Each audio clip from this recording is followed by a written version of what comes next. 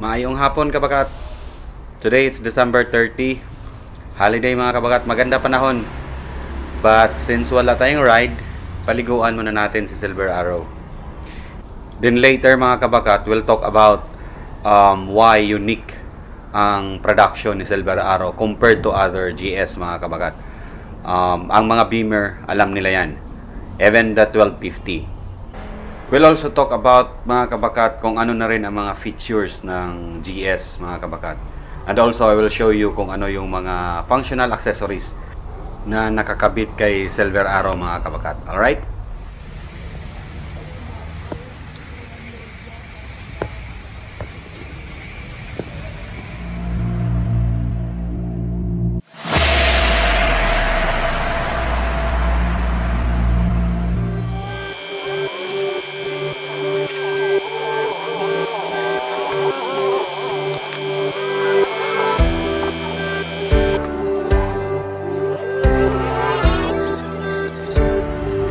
Tapos na ang washing kay Silver Arrow.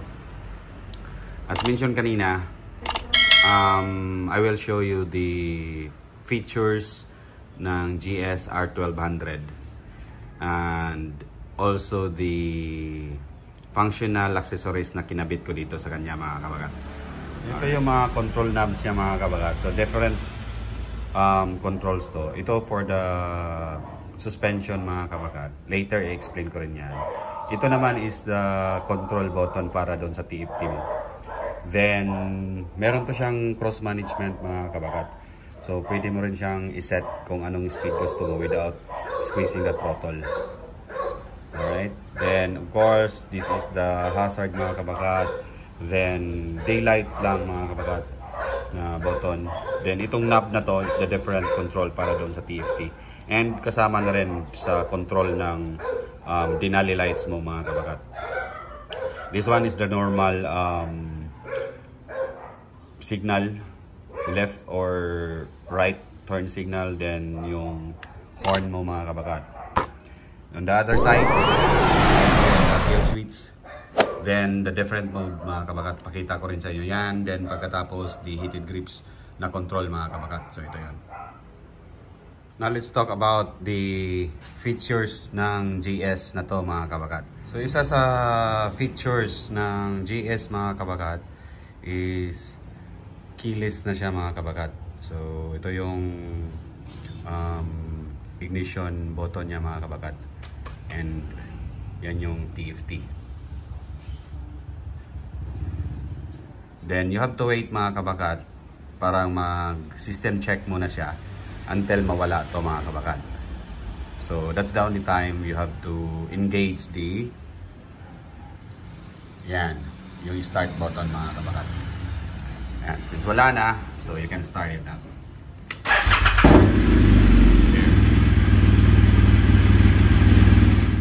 Let me show you mga kabakat sa functions ng TFT. No? Let's engine start muna tayo mga kabakat. Para hindi tayo maubusan ng battery. Okay, we have to wait for the engine check or system check na mag-okay na siya.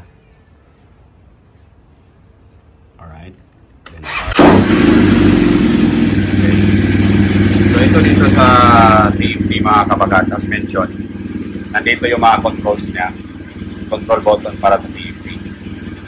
So dito sa menu, para makita mo yung doon sa display ng TFT. So, press mo lang yung menu, makikita mo na yung mga kung anong laman sa TFT na yan. So, makikita mo mga kabagat sa my vehicle. So, i-press mo lang ulit. Yan, makikita mo yung status ng motor mo. So, check okay. Tapos, yung kilometer distance na pwedeng itakbo ng fuel mo, yung battery voltage. Of course, later mga kabagat, kung running na ang vehicle, nakikita mo rin yun kung ilan ang tire pressure sa front at saka ilan ang tire pressure sa rear. Including also sa fuel gauge mo or sa oil gauge mo mga kabagat. So when you press naman ito TFT to the right, ulitin ko, that's to the right. So makikita mo rin yung different kung anong meron dyan sa loob. No? Computer. Mga recording lang yan mga kabagat relative to your journey. Then another, so trip computer. Then the tire pressures. Wala pa lang yan ngayon mga kabagat because we're not moving. Tapos ito yung service advice mga kabagat kung kailan ka dapat magpa-service kanila. Okay? Aside sa my vehicle mga kabagat, meron din sa navigation. So pwede mo i-control dito ang sa navigation. So currently hindi siya connected. I need to connect this yet sa cellphone ko para mag-usap ang dalawa. This one at saka the TomTom. And then we have here the media, or ito yung mga musics lang mga kabagat, no? Not connected yet because hindi rin siya nakakonect doon sa communication device ko, which is the Sina, and of course dito sa cellphone. Ito naman mga kabagat sa telephone. So once connected ang bike mo, by the way mga kabagat, ang bike or itong GS pala mga kabagat is connected sa cellphone ko through Bluetooth. So mag-uusap tong dalawa mga kabagat. So once connected to, pwede ka nang tumawag dito, maka-display dyan kung ano yung mga number o kung sino yung tatawagan mo, naka-display dyan sa TV na yan.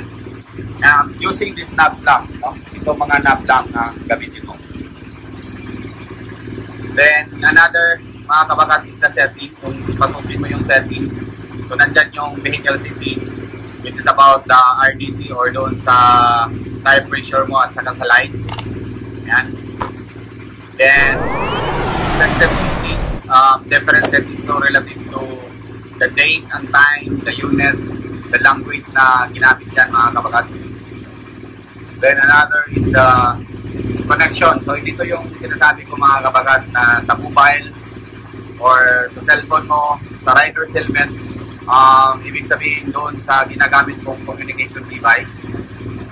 Tapos, of course, kung meron kang passenger helmet, kung ano din ang ginagamit. Alright? And then, of course, the display, the different display lang. Kung anong gusto mo ipakita na naka-display sa TFT na yan, and information about licenses and software version mga kabagat. Okay? So, ibalik natin yan mga kabagat. Ito lang ang mga gamit natin na settings.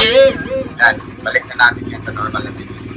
Another unique features nitong GS mga kabagat is the suspension. Electronic na ang suspension nito mga kabagat. So, hindi na kailangan na mechanical na ikaw mag-a-adjust doon sa suspension niya. Ito, matic to. Electronic na nag-control. Nandito yun mga kabagat. Oh. If I'm going to press this one, ito ang lalabas sa TFT. Ayan, naka-minimum siya ngayon mga kabagat. Pwede din i-auto ang suspension. Pwede mo rin siyang i-maximum. Pag nag-maximum yan kabagat, tataas konti yung motor mo. Ganyan. Kaganda ang GS mga kabagat. So, matic na siya na nag-adjust. Mapipil mo yan kabagat na tumataas yung motor mo. But usually, ang ginagamit ko, especially pag within the city ride lang, is ang ginagamit ko is minimum suspension. Yan, bababa dito ang motor mo mga kabagat. Pero pag nag-long ride ako kabagat, usual kong ginagamit is the maximum na suspension. So, mas maganda kasi ang maximum suspension because mas maganda ang balancing mo mga kabagat kumpara sa minimum. So, pag mag-corps ka, maganda ang kapitan sa pag-corps mga kabagat or doon sa mga twist na. Dito yung kinokontrol mga kabagat yung sa suspension niya. Especially kung mag-maximum or mag-minimum ka. So, dyan nakakontrol sa ESA na yan mga kabagat. Of course, kasama na rin tong reservoir na to. Kasi dito papasok yung mga oil mga kabagat parang tataas at saka bababa yung suspension. Also mention mga kabagat, meron to siyang cross management. So pwede mo to siyang i-engage tapos i-set mo kung anong speed ang gusto mo, dinayaan mo lang. You don't need to squeeze the throttle na mga kabagat. Of course, kailangan mo rin i-guide ang bike. Ito naman kabagat is ang function na to para sa daylight doon sa headlight niya mga kabagat, no? Then of course, the hazard na button. The usual left and right turn signal button mga kabagat. So, ganun din. Same with the other na mga motorcycle mga kabagat. Then press the center para then this one mga kabagat is the switch sa horn. As mentioned, ito different functionalities to na button mga kabagat. Ito naman sa right side mga kabagat na button, ito yung kill switch, no? Of course, the start and the stop sa engine. Itong mode mga kabagat, itong GS na to is meron tong 4 na different mode. Tingnan mo mga kabagat, I press the mode. Currently naka-road yan siya. Pag if I press the mode, mag-change ka, Dynamic Pro, Enduro Pro, at saka Rain mga kabagat. So depende sa sitwasyon. So iset mo lang palagi dito. Huwag mo lang kalimutan to set palagi mga kabagat. Okay? Yan, naka-road mode yan siya mga kabagat. And the other one, this one mga kabagat, this is for the heated grips mga kabagat. So nandyan din yung control niya mga kabagat. I-press mo, ayan. 1 and 2 lang yan siya mga kabagat. Ang function naman yan, itong mga hawakan mo, iinit to mga kabagat. So gamit ito, especially during rainy days, at saka medyo malayo na takbuhan, then malamig na panahon. Gamit mo to mga kabagat, ang heated grips niya. Let me show you mga kabagat na yan, connected na yung motor na to my cellphone mga kabagat. Yung Adams na ayan, Adams iPhone. Alright? And back makikita dito yung status ng battery level ng cellphone at saka signal mga kabagat. Ayan. Ito yung icon na lalabas pag connected na siya sa phone mo. Your cellphone also mga kabagat, since nakakonect ang GS or yung motor sa iyong cellphone, pwede mo rin siyang makikita doon. At saka makikita mo rin yung sum of the status sa cellphone. Let me show you mga kabagat. Ito yun, no?